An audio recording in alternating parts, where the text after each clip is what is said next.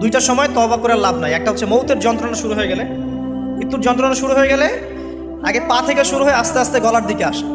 হাদিসে যেমনটা এসেছে, সূরা ওয়াকিয়ার মধ্যেও আছে যে পায়ের দিক থেকে যন্ত্রণা শুরু হয়ে আস্তে আস্তে আস্তে আস্তে এই গলার দিকে আসে, এবং আত্মাটা গলার এখানে যখন চলে আসে, এখান থেকে মালাকুল মউত আত্মাটাকে নিয়ে চলে যায়।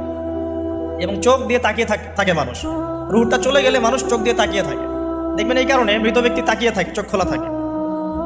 এবং তখন আসমান থেকে সিঁড়ি নামিয়ে দেওয়া হয়, ওই সিঁড়িতে করে আত্মা চলে যাচ্ছে, ও তাকিয়ে দেখে যে আত্মা চলে যাচ্ছে। এবং মানুষ মারা যাওয়ার পরে চোখ জীবিত থাকে অনেকক্ষণ। মেডিকেল সায়েন্স যারা পড়েছে তাদেরকে জিজ্ঞাসা করবে, মানুষ ডেড হয়ে গেলেও চোখ দেখবেন আরও কয়েক ঘন্টা, হয়তো আরও নির্দিষ্ট একটা সময় পর্যন্ত চোখটা কিন্তু জীবিত থাকে। এই জন্যে চোখ বন্ধ করে দিতে হয়। যাই হোক, যেটা বলছিলাম যে মৌতের যন্ত্রণা শুরু হয়ে গেলে তওবা করে লাভ নাই, তওবার দরজা বন্ধ। আর পশ্চিম দিক থেকে সূর্য উঠে গেলে তওবা করে লাভ নাই, তওবার দরজা বন্ধ।